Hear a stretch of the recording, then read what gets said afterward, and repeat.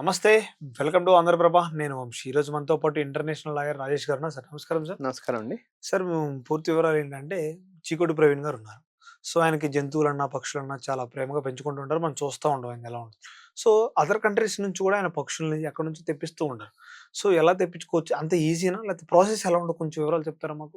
దీన్ని యాక్చువల్‌గా ఈ ప్రాసెస్ లీగల్‌గా కొంచెం డిఫికల్టే అండి. హ్మ్. ఫర్ ఎగ్జాంపుల్ ఏంటంటే ఎంటైర్ స్పీసీస్ వీటన్నిటిని స్పీసీస్ ఫ్లోరా అండ్ ఫౌనా కింద డివైడ్ చేశారు. కొన్ని పక్షులు, జంతువులు అంతరించిపోతున్న జంతువులు, అంతరించిపోయిన జంతువులు, ప్రమాదంలో ఉన్న జంతువులు ఇంగ్లీష్‌లో వచ్చేసి వల్నరబుల్, ఎండేంజర్డ్, క్రిటికల్ ఎండేంజర్డ్ కేటగిరీస్‌కొస్తాయి. హ్మ్. ఇవన్నీ కూడా convention on international trade endangered species for flora and fauna హ్మ్. సైట్స్ కన్వెన్షన్ లో ఇవన్నీ లిస్ట్ ఉంది. లిస్ట్ 1, లిస్ట్ 2, లిస్ట్ 3, 4, 5, 6 అట్లా. నువ్వు లిస్ట్ 1, 2ని suppose for example Chikoti Praveen గారు డిఫరెంట్ బల్లి జాతులకు ప్లస్ పక్షులు ఇవన్నీ కూడా ఎందుకు తెచ్చుకున్నారు. సపోజ్ ఆయన ఒక పెంగ్విన్ పక్షిని, అంటార్కిటికాలో ఉన్న పెంగ్విన్ పక్షిని తెచ్చుకోగలుగుతాడా ఇక్కడికి? ఇంపాసిబుల్. ఎందుకంటే అక్కడున్న ఎన్విరాన్మెంట్ కి ఇక్కడున్న ఎన్విరాన్మెంట్ కి ఆయన ఎన్ని కోట్లు పెట్టినా, 100 కోట్లు పెట్టినా అది బతకదు ఫస్ట్ ఆఫ్ ఆల్. ఓకే. అంటే ఏంటంటే సపోజ్ వరి మనం వేసినాం ఊర్లలో, వరి దగ్గర ఒక కలుపు మొక్క వస్తుంది. ఆ కలుపు మొక్కని ఇమ్మీడియట్ గా కట్ చేస్తేనే మనకు వరి పంట సక్సెస్ అవుతుంది. అవును. ఎందుకంటే మనం వేసే ఎన్పికే ఫర్టిలైజర్స్ కానీ న్యూట్రిషన్స్ కానీ వరి కన్నా ఒకవేళ కలుపు మొక్క ఉంటే ఎక్కువ తీసుకొని వరి పంట నష్టం చేకూరుస్తుంది. హ్మ్.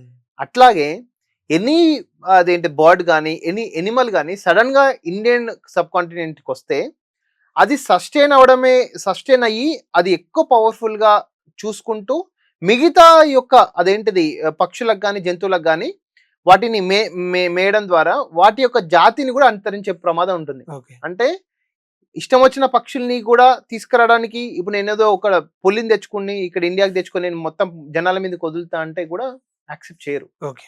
There are CITES convention. ఈ కన్వెన్షన్ లో నువ్వు ఏ స్పీసీస్ ని తీసుకెళ్ళాలి, ఏ స్పీసీస్ వెళ్ళొద్దు, ఒకవేళ స్పీసీస్ తీసుకెళ్ళినా నువ్వు ఎలాంటి ఎన్విరాన్మెంట్ లో ఎలాంటి ప్రొటెక్షన్ ఎన్విరాన్మెంట్ లో పెడుతున్నావు అనేది కూడా సైట్స్ లో క్లియర్ గా పొందుపరిచారు.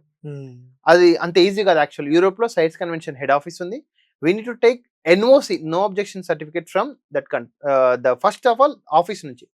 ఆ ఆఫీస్ నుంచి తీసుకున్నాక suppose South Africa or Morocco నుంచి ఒక పక్షి మనము తీసుకొస్తున్నాం. అక్కడ ఉన్న chief wild officer, okay, chief wild warden, అక్కడ ఉన్న వార్డెన్ పర్మిషన్ తీసుకోవాలి.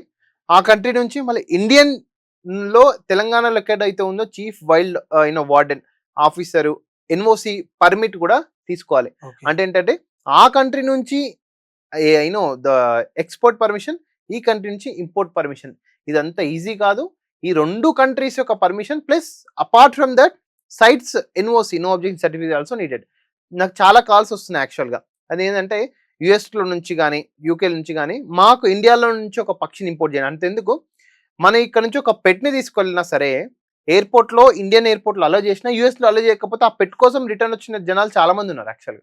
అంటే ఒక పెట్ని కానీ ద క్యాట్ని కానీ ఈ పెట్ అనిమల్స్ ని. సో పెట్ అనిమల్స్ కూడా పర్మిట్స్ ఆర్ నీడెడ్ కంపల్సరీ. అట్లాంటప్పుడు చిన్న చిన్న పెట్ అనిమల్స్ కి ఇన్ని పర్మిట్స్ ఉంటే ఇంకా నువ్వు endangered the critical endangered species కి ఇంకెన్ని పర్మిషన్స్ ఉంటాయి డెఫినెట్ గా.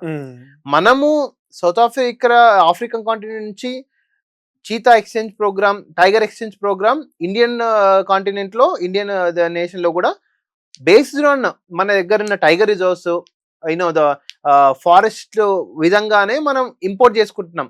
మన దగ్గర ఉన్న దాన్ని కూడా 100% మళ్ళీ సైట్స్ కన్వెన్షన్ పర్మిట్స్ అనేది 100% needed. NOC, no objection certificate అది గవర్నమెంట్ ఇంపోర్ట్ చేసుకుంటుంది. ప్రైవేట్ గా కూడా చాలా ఖర్చు ఉంటుంది. ఆన్ ఏషియన్ ఎన్ఓసి తీసుకోవాలి. We need to go at there, we need to qualify all the legal processes.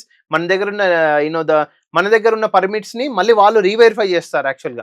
అంటే ఏంటంటే ఇక్కడ ఏదో మనము వైల్డ్ లైఫ్ ఆఫీసర్ కానీ ఫారెస్ట్ ఆఫీసర్ కానీ డబ్బులు ఇచ్చి నా దగ్గర ఎన్విరాన్మెంట్ ఉంది నీకు స్పీసీస్ పంపిస్తాం అంటే లేదు. వీళ్ళు ఇచ్చిన పర్మిషన్ ని మళ్ళీ వాళ్ళు రీవెరిఫై చేస్తారు డెఫినెట్ గా. సో ఆ సిస్టమ్ అనేది ఉంది. It's not that much easy. We need to follow the due process of law as per appropriate law.